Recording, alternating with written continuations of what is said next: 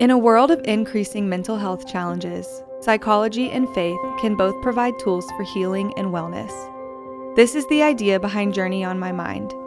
Each episode, our panel of pastors and therapists sit down together to share their experiences and insights on the modern world's mental health issues: depression, loneliness, aging, addiction, and so much more. Join us now as we explore what it means to thrive at the complex intersection of spirit and psychology.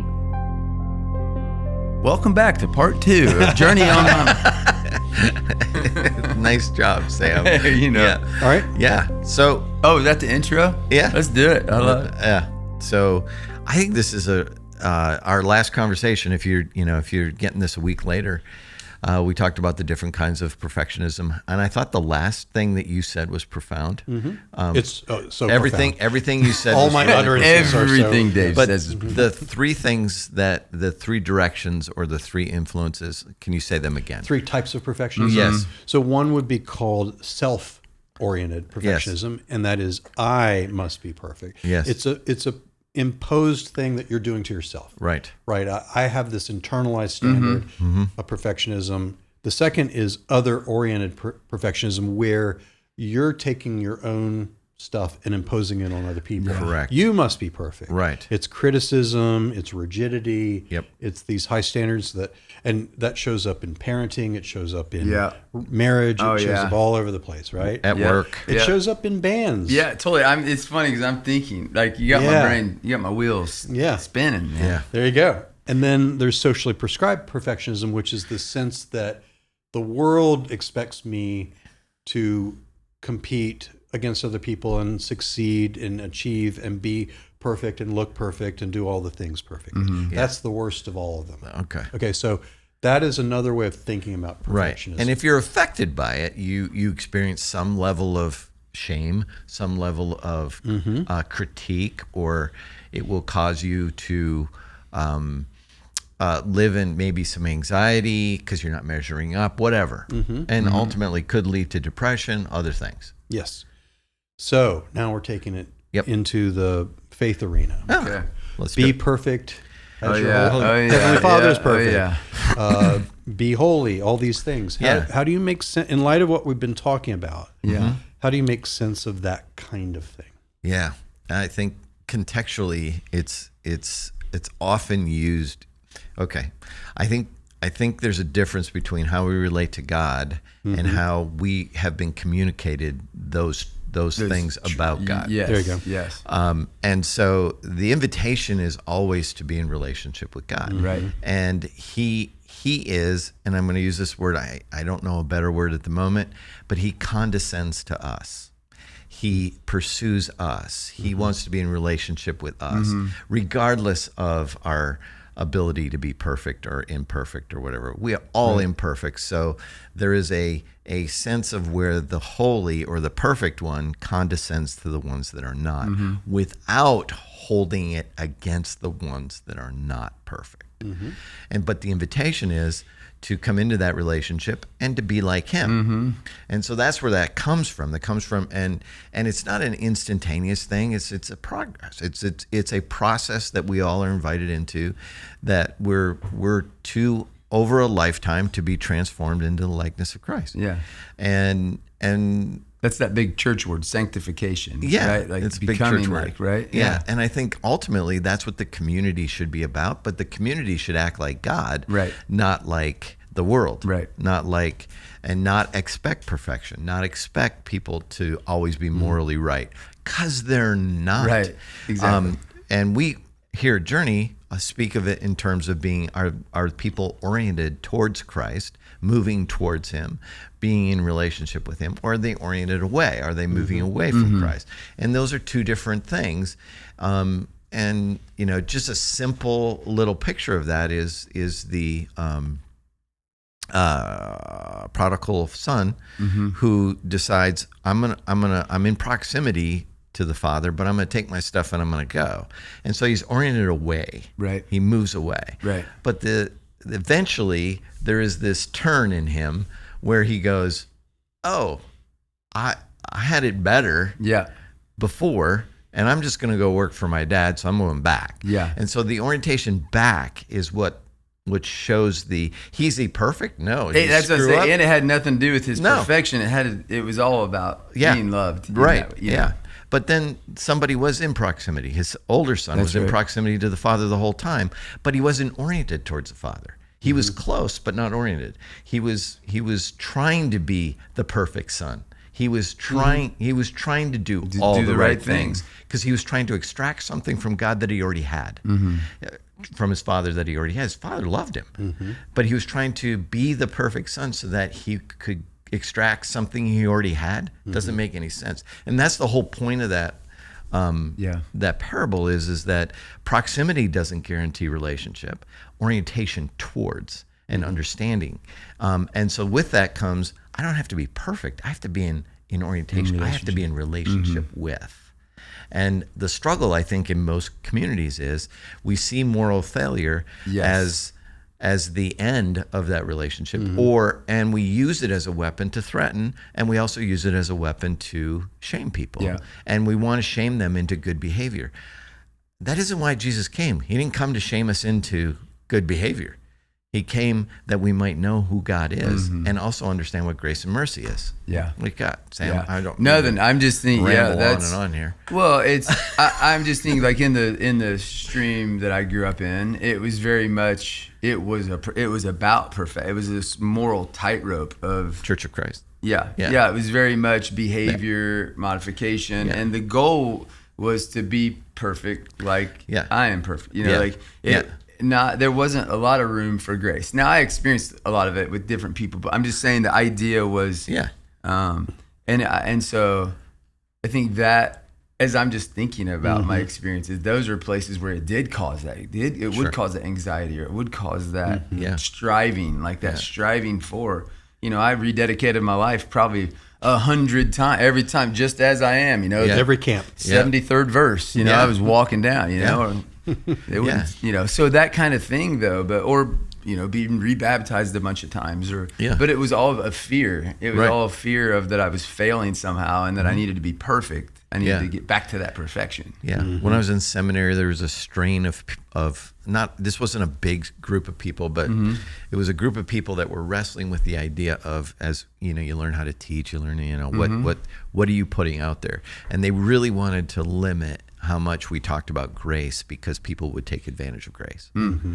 So, and I'd be like, then I don't understand grace. Kind of the goal, and I don't think you do either. I think the only reason we have they would agree, like in principle, we get it, that grace, without grace, there's no relationship with God. But if you take advantage of his grace, what's left?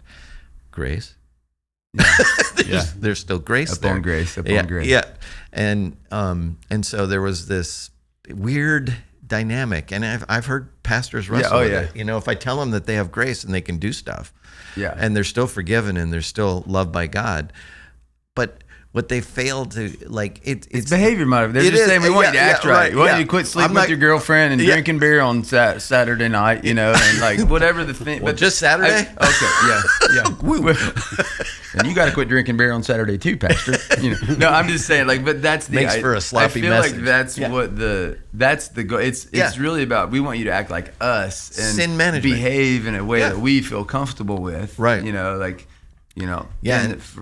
what do you do with all the the moments, every moment that you think about doing the thing you're not supposed to do? Yeah. And wander down paths that you shouldn't wander down.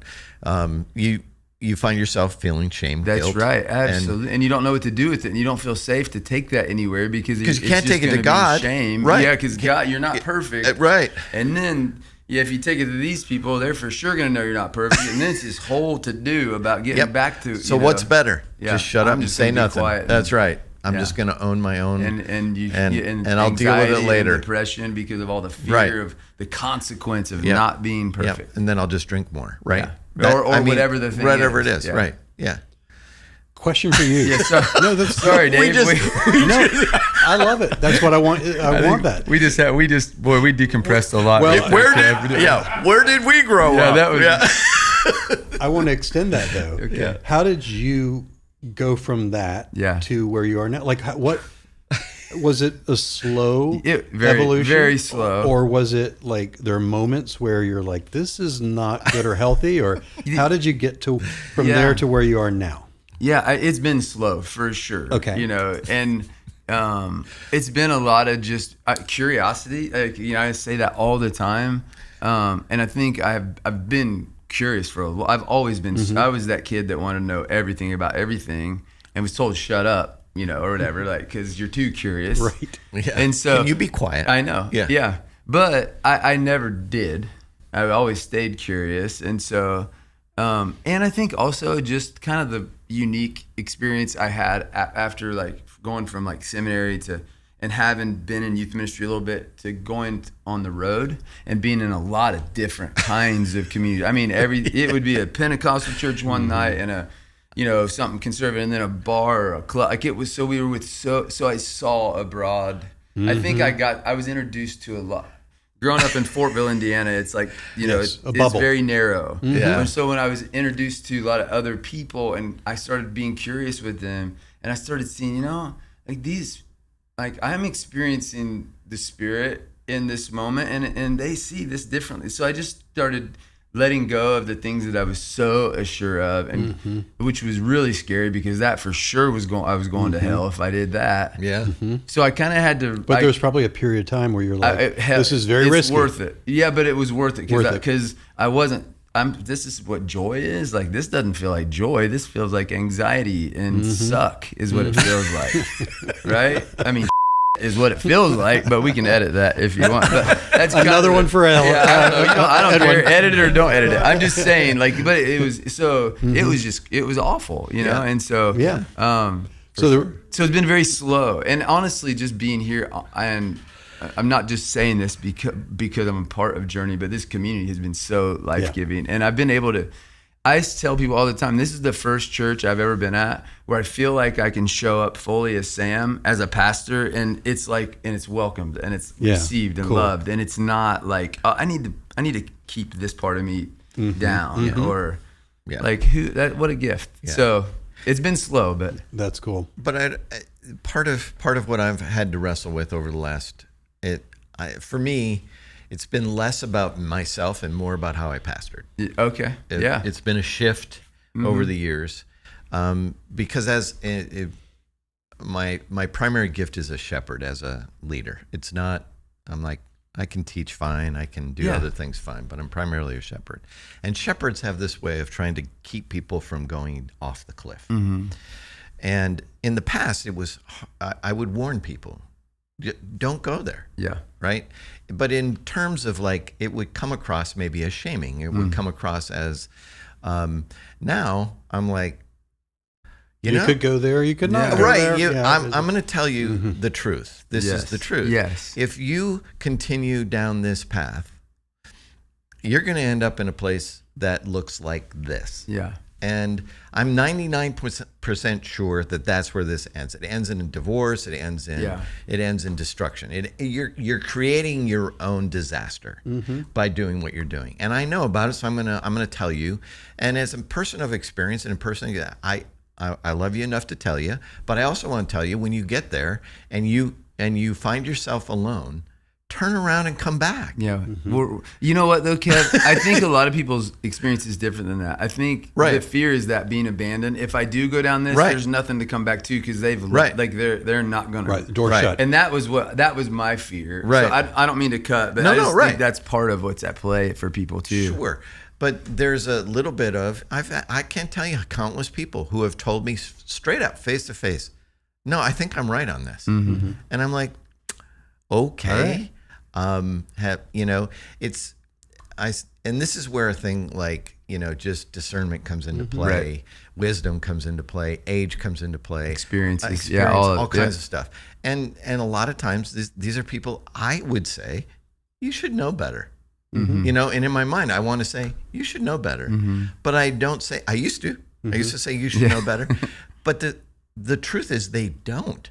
And the truth is, or they do. Or they do, and they choose to do against the thing, right? And so, I remember my parents. saying, this is not wise. What you're about to do is not wise. You're going to go to a party. You know that there's going to be this, and this there. It's not wise. Yeah, but you always told me one of the rules was, I'm going to tell you where I'm going. I'm going there. Yeah. And they'd be like, okay. Mm-hmm. Yeah. And to my parents' credit, they would let me go. Yeah. And they would say, if you get in trouble, call us. Yep. We'll talk about it the next day. Yeah. Kind of thing. Which for me was enough for me. I got in trouble because I was with people, but not because I did something necessarily you personally did the wrong. bad thing. I mean, the first time I got arrested, I just happened to be sitting the first time. Yeah. First time. The 37th time. Though. Yeah, that was me. Yeah. Maybe you should hang out with different friends. What Kevin happened was Dixon. I was at a party and okay, it got raided. And I wasn't drinking. I wasn't doing anything wrong. Moving on. We believe you. But I paid the consequences. But you got in trouble. Yeah. I paid the consequences. Yeah.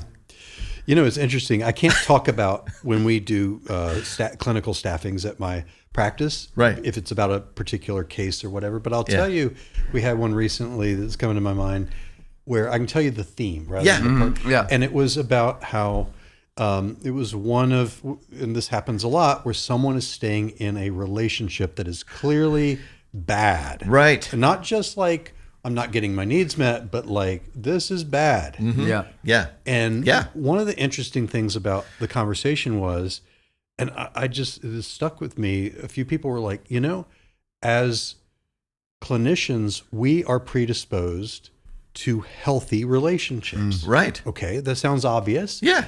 But so we come at this from this place of like, we know what a healthy relationship looks like. That's not it.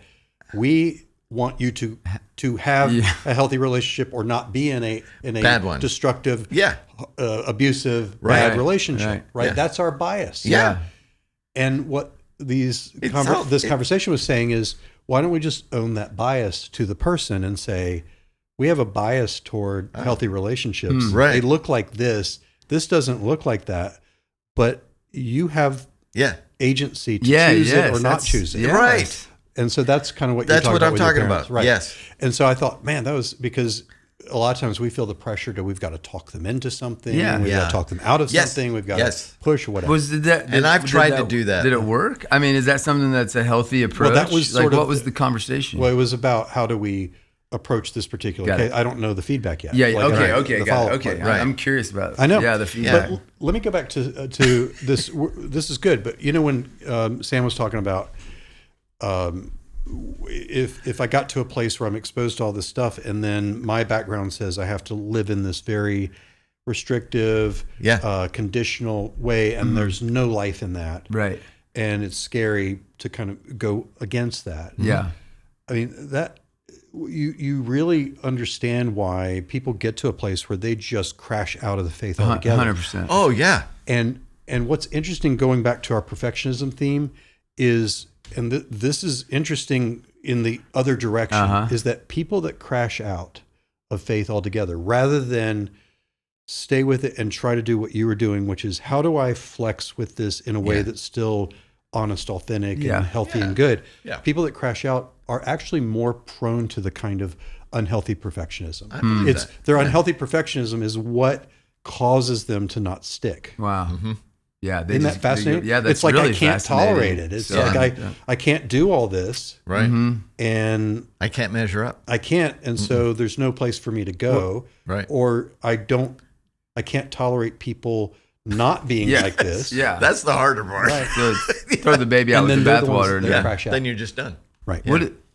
Because I feel like even in my process, I never threw everything out, but boy, there were moments that are real close, or I felt like maybe Absolutely. I did. So, but I didn't. I came back to that, but but you're in this sort of liminal space. Maybe, of like, yeah. I'm in between. I'm doubting things. I'm not sure.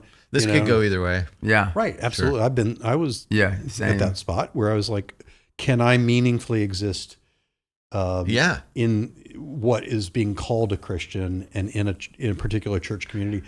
I don't know, to be honest, this is, we don't want to be too self-congratulatory, but with Journey, I would say the same thing. I don't know it's hard for me to picture being in another church community at this point in my faith. Right. Yeah. For all these reasons. Yeah. Yeah. But that's actually the last thing I want to ask about is, Okay. what do you think are the markers of churches that promote this sort of toxic or unhealthy perfectionism? You've already hit on some of them, but you know, ones that are there's this moral absolutism. Yeah. Are there other things? I think like when control, Need for control. Need for control. Yeah. A very defined theology around Fences. Is that what you're going to say? Walls. Yeah. But it's very, yes, both of those things are true. Yeah. Legalism is part of that usually, but it's couched. It's not ever spoken as legalism, but you know when you're outside of the bounds. You're looking for and it's looking for behaviors. It's looking for, are they giving their money? Are they spending their time here? Do they show up regularly? Yeah. Do they go to small groups? So there's this checklist. Yeah, checklist. That's a good one. There is a because what they're implying by the checklist is there is a way to attain perfectionism. There is a way to be perfect for the Father, and it has to do with how you engage with our church. When in reality, it has very little to do with how you engage with the church. It has more to do with how you engage with the kingdom of God and God himself. That's right. And how you experience the kingdom of God. This is the beauty of watching Jesus walk through life, is to see how he engaged with sinners and tax collectors and the people who were on the margins and the people that would now be on the outside of church looking in going, how do I get to be a part of that? Well, you got to clean yourself up to get in here. And Jesus was more apt to be around sinners than and what a label, friend of sinners. Well, he's I'm actually going to come to you, right? Which like, is the exact opposite of of what friend of sinners. He was, and so maybe somehow, some way, we're supposed to be friends of sinners, and that implies imperfection in the fullest way. Good. Any others that you would add? I've got one to add. Go, yeah, please. No. The other one I would add is churches that have a culture, and sometimes it's testimony culture, where it emphasizes all the victory and all the getting cleaned up and all the good stuff without the process. Right. And related is churches that have a subtle or overt pressure to seem like you've got it put together. Right. Like you got everything put together. And that I think maybe that's kind of that health and wealth kind of ideology too, where it's like, you know, if you do this, you're gonna get this genie God stuff. You know, like it's not okay not to be okay. Right. That's what you're saying. And it goes back to that socially prescribed perfectionism. It's in a microcosm. It's the church community is doing that. They're doing that too. It's like be this certain way, right, and you're okay. Yeah. That's a good one. Okay, so last question then is what you may have already said it, or it may just be the inverse of what you said, but paint the picture of what a healthy, in terms of a church culture that promotes health rather than this kind of unhealthy perfectionism. What would you look for? What does that look like? How does that get communicated and how does that show up?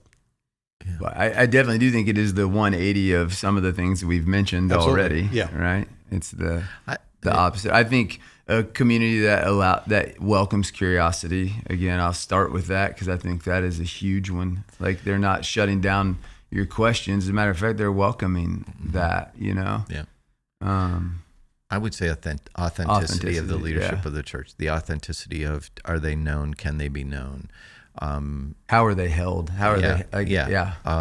Are they position seekers? Is this a platform? Are they building a platform? There's a lot of questions around that, but I would say authenticity, a humility that's attached to, are they willing to do more than just talk about it?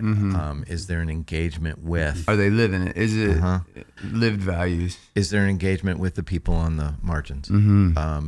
Is the church diverse in economics? Interesting. Yeah, why? I mean, I don't doubt it, but I think one of the ways we discriminate most is based upon how much we look down on people who make less than us. Yeah.